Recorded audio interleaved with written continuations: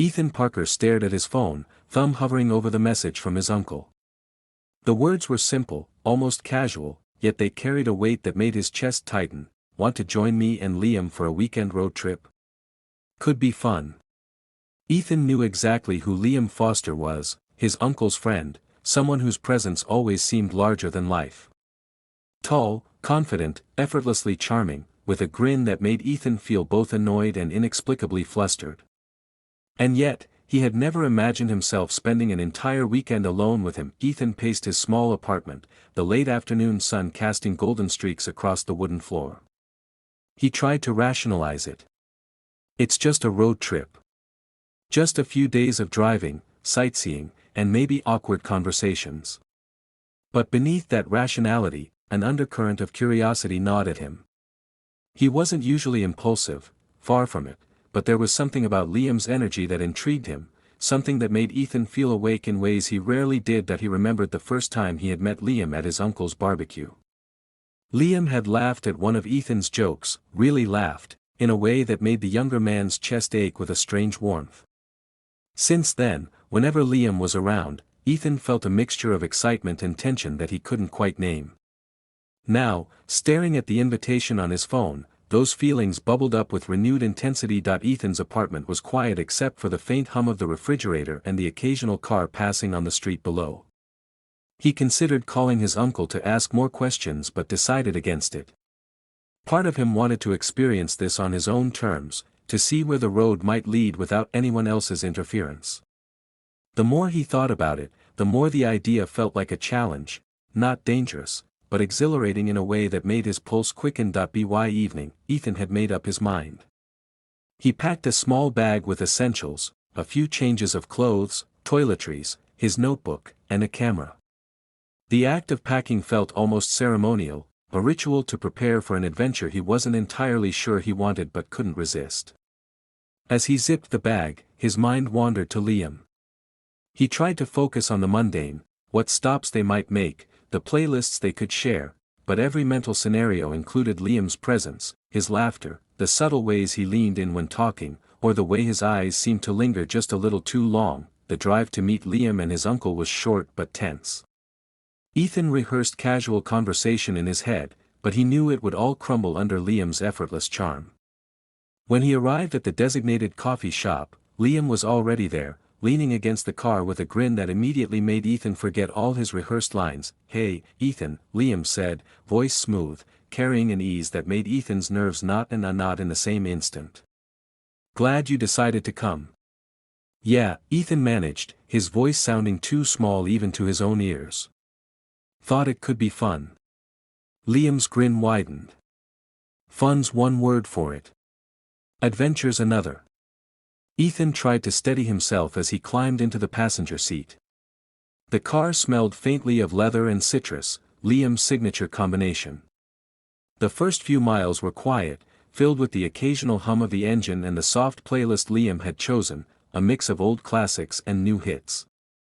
Ethan stole glances at him, noticing the way he tapped the steering wheel in time with the music, the way his jaw flexed when he laughed at something only he seemed to hear. "So, Ethan," Liam began, breaking the silence. "Have you done many trips like this?" Ethan shook his head. "Not really. Mostly short drives, nothing like this." He gestured vaguely toward the open road ahead, trying to sound casual. Liam's eyes met his briefly, sharp and calculating, then softened. "Good. Then this will be new for both of us." The way Liam said it made Ethan's stomach twist. There was a subtle suggestion there, something unspoken, and Ethan felt both alarmed and excited by it. He couldn't tell if it was intentional or if his own mind was reading too much into the way Liam's gaze lingered on him. As the hours passed, the conversation shifted from small talk to more personal topics. Liam was surprisingly open, sharing stories from his travels, his work, and even snippets of childhood memories. Ethan found himself laughing more than he had in weeks, caught in the pull of Liam's charisma. And yet, every laugh, every shared anecdote carried an undertone of something more, a quiet tension beneath the surface that Ethan couldn't quite define. The scenery changed from urban streets to rolling hills, then to stretches of open highway flanked by forests and lakes. Ethan pressed his face against the window, letting the wind tousle his hair, trying to focus on the passing landscape, on the way the sun reflected off the water, on the smell of pine in the air. But no matter how hard he tried, his attention kept drifting back to Liam. By the time they stopped for a late lunch at a small diner off the main road, the subtle tension had grown more palpable. They sat in a corner booth, the hum of other diners fading into the background. Liam's hand brushed against Ethan's as they reached for the same menu, and Ethan felt a spark that made his chest constrict. He looked up, meeting Liam's eyes, and for a brief moment, words failed him. Liam's expression was unreadable, a mix of amusement and something softer, more intimate. Ethan forced himself to speak. "I guess, this isn't awkward." "Awkward?" Liam echoed, leaning back with that effortless grin. "Not at all." "Comfortable?" "Maybe a little more than usual." The comment lingered, teasing and charged. Ethan smiled, but inside, he felt a fluttering unease. He wasn't sure if it was excitement, fear, or desire, or a mixture of all three. That they finished lunch, paid the bill, and returned to the car. The sun was dipping toward the horizon, casting long shadows across the road. As they drove on, Ethan couldn't shake the feeling that this trip was about to change something, about him, about Liam, and about the invisible line that neither of them had yet acknowledged. The air was charged with possibility, tension, and an unspoken promise that the weekend ahead would not be ordinary, and as the car sped along the open highway, Ethan realized he was both terrified and exhilarated by the thought.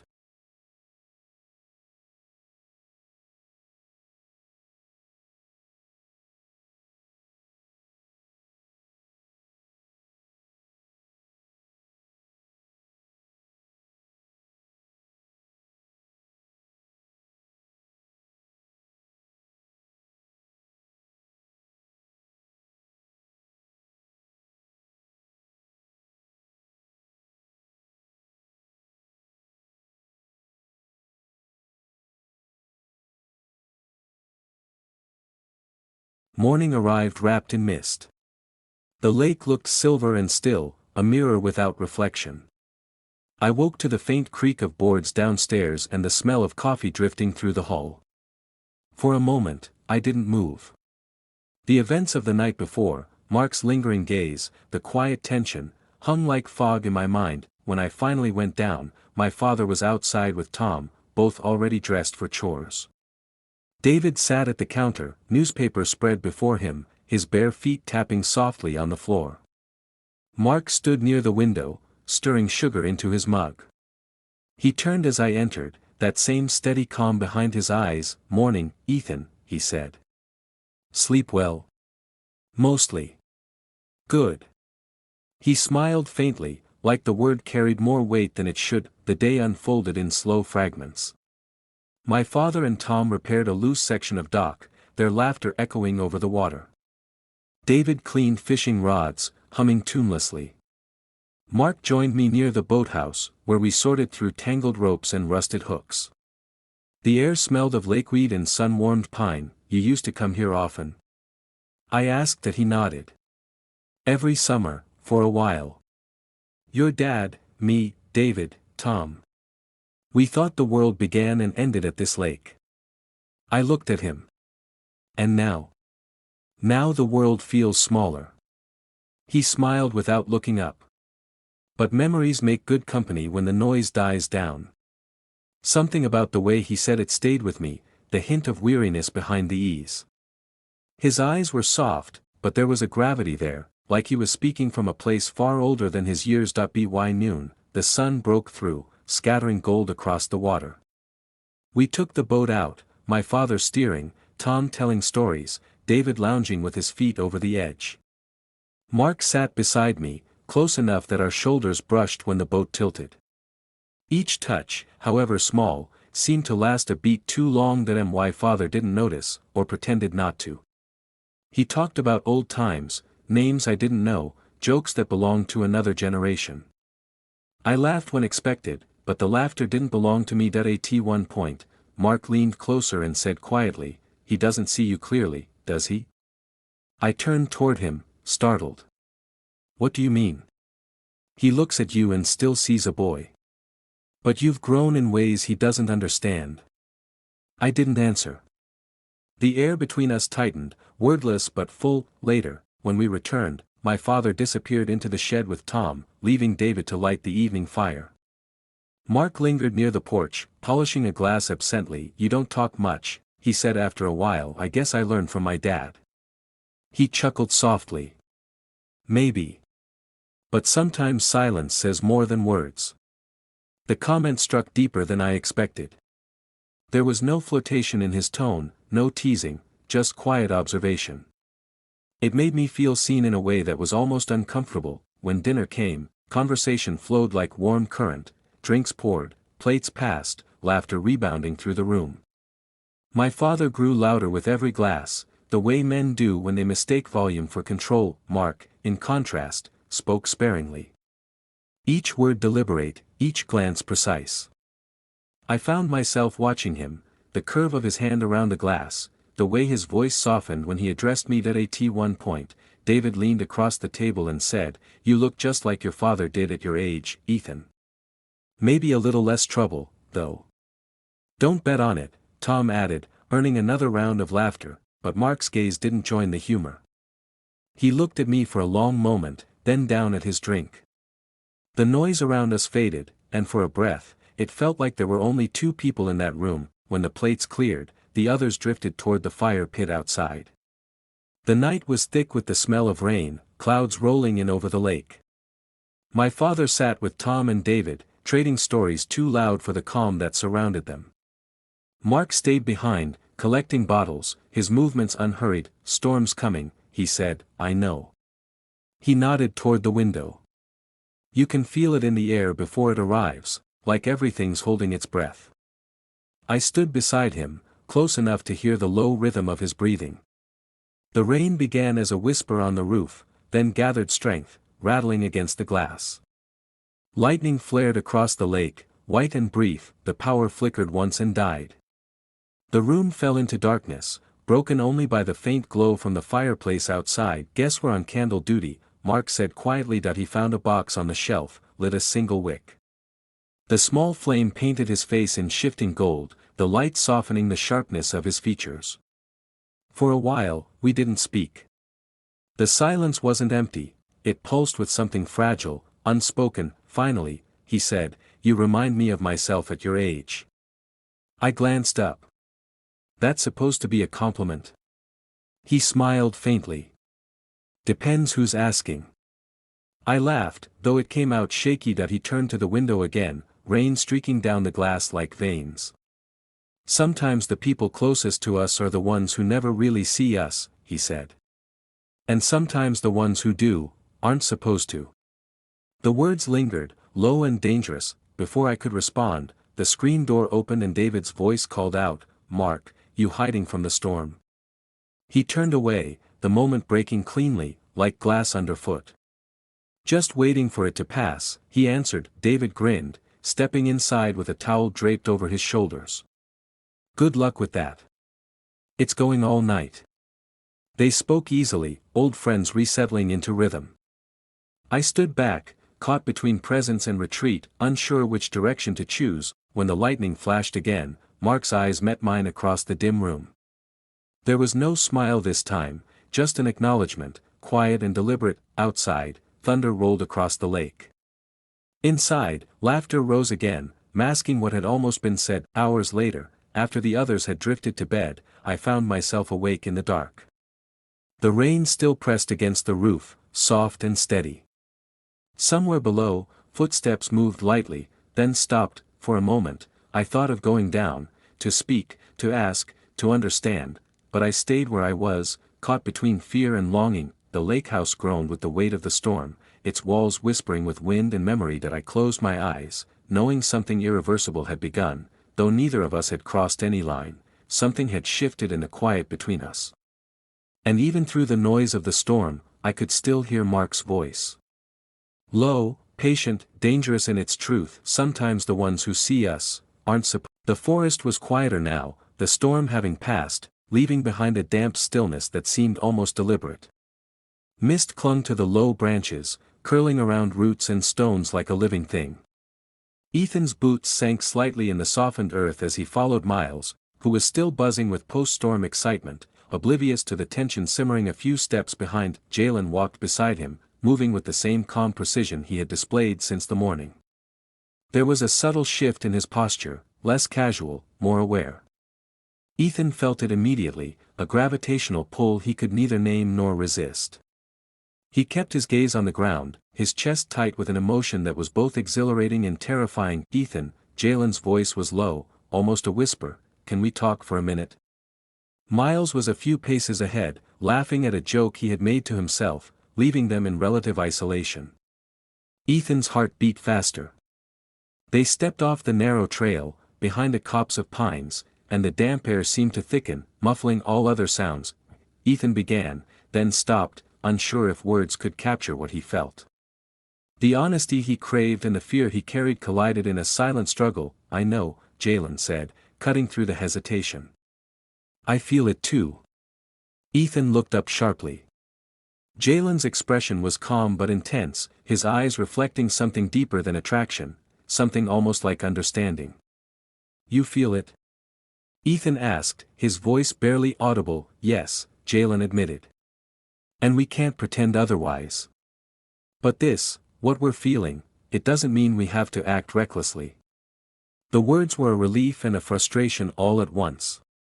Ethan nodded, trying to steady himself. "I know. It's hard. I've never felt seen like this. Not by anyone." Jalen's hand brushed against Ethan's shoulder, light enough to be a comfort, deliberate enough to convey that he understood without words. "I know," he said softly. "And I respect that. But we need to be honest, with ourselves, and with the people who trust us." The forest seemed to hold its breath with them, the mist curling closer around their feet, isolating them in a cocoon of tension and truth. Ethan's mind raced, the boundaries, the ethics, the unspoken infidelity, all emotional, yet powerful. He realized that the connection he felt with Jalen was something he had denied himself for too long, and it frightened him more than any physical danger could. Miles' laughter drifted back to them, a reminder of the world outside their moment, but also of the impossible expectations resting on Ethan's shoulders. He loved his brother, but he could not deny the pull he felt toward Jalen, whose presence seemed to illuminate parts of him that had remained in shadow for years. I don't know what to do," Ethan confessed, the words spilling out in a rare vulnerability. "I care about my brother, but I feel something with you that I can't ignore." Jalen met his gaze steadily. "And I feel it too," he said. "But feelings alone don't have to define our choices. We can acknowledge them, understand them, and still act with integrity." Integrity. The word settled in Ethan's mind like a stone. He thought of Miles, of the trust and love between brothers, and of the boundaries that must not be crossed. Yet the emotional tension remained, vibrant and unyielding. A sudden rustle from the underbrush reminded them that the forest was not empty. A deer bounded away, its movements elegant and startled, and the sound of its flight mirrored the fluttering of Ethan's heart. For a moment, the rawness of life, wild, unpredictable, and beautiful, pressed against the structured morality he had carried for so long. Jalen shifted closer, matching Ethan's pace as they rejoined the main trail. "Whatever happens," he said quietly, "we need to be honest, with ourselves first. That's the only way to move forward without regret." Ethan nodded, absorbing the weight of the statement. He realized that honesty did not require surrendering to temptation, but rather acknowledging it, understanding it, and choosing a path that aligned with his values. He wanted connection, but not at the cost of betrayal. He wanted closeness, but with boundaries intact. As they walked, the forest began to open again, sunlight filtering through broken clouds, painting the trees in muted gold and green. Ethan glanced at Jalen, noticing the subtle lines of concern etched across his face, the quiet strength in his stride. He felt gratitude, admiration, and something deeper, a recognition of the rare bond they shared, delicate yet profound. They caught up with Miles near a clearing, where he was adjusting a makeshift target for practice. "Ready to see who's better at aim?" he called cheerfully, completely unaware of the conversation and emotions that had passed between the two. Ethan smiled, the tension easing but not disappearing. "Yeah," he replied, more to ground himself than to answer Miles. As the afternoon stretched on, the trio engaged in routine hunting exercises, but the earlier intensity lingered like a charged undercurrent. Ethan found himself watching Jalen with a careful attention, studying his gestures, the way he handled equipment, the small moments of vulnerability that surfaced even in the presence of Miles. By the time the sun dipped lower, casting long shadows across the forest floor, Ethan felt a sense of clarity he hadn't expected. He understood that their connection had been an awakening, a confrontation with emotions he had long suppressed. Yet he also recognized the necessity of restraint, of moral awareness, and of honesty toward those they cared about. Jalen caught his gaze across the clearing and offered a small, private nod. It was a promise without words, acknowledgement, understanding, and respect. No lines had been crossed beyond the emotional, and yet the depth of what had transpired was undeniable. As they began to pack up and prepare to leave, Ethan felt a strange mixture of relief and anticipation. Relief that boundaries had been maintained, that no reckless decisions had been made. Anticipation because he knew this was only the beginning, not of physical acts, but of a journey toward understanding himself, his feelings, and the complex layers of relationships in his life. The forest around them seemed almost symbolic now. Each tree, each shadow, each filtered beam of sunlight was a reminder that growth often happened in spaces of uncertainty and reflection. Ethan realized that emotional temptation, like the forest itself, was both wild and instructive. It demanded attention, respect, and mindfulness. Miles chatted happily as they walked back toward the car, unaware of the silent exchanges and subtle revelations that had occurred. Ethan and Jalen stayed side by side, close enough to feel the presence of the other, distant enough to honor the boundaries they had agreed upon. When they reached the gravel clearing where the day had begun, the forest behind them seemed quiet, almost reverent. Ethan took a deep breath, feeling the weight of the day settle into him. He had faced a complex array of emotions, navigated the fragile beginnings of infidelity in its emotional form, and emerged with clarity and understanding. Jalen turned to him one last time before parting ways, a faint, meaningful smile on his lips. "We'll figure out the next steps," he said softly. "Honest steps." Ethan nodded, feeling a mix of fear and hope. The forest had given him something he hadn't expected, a mirror to his own heart, a test of integrity, and the knowledge that connection could be both powerful and safe when approached with respect. As he watched Jalen walk back toward Miles, Ethan understood one immutable truth: the journey had begun, and while the path was uncertain, he would navigate it with honesty, courage, and awareness. The forest, in its silent majesty, had witnessed the first brush with temptation, and it had taught him that self-discovery, like love, required patience, boundaries, and respect. And in that quiet realization, Ethan felt a sense of peace that was rare and profound, a promise that the story of this day was far from over, but the choices he made next would define who he was, and who he wanted to become.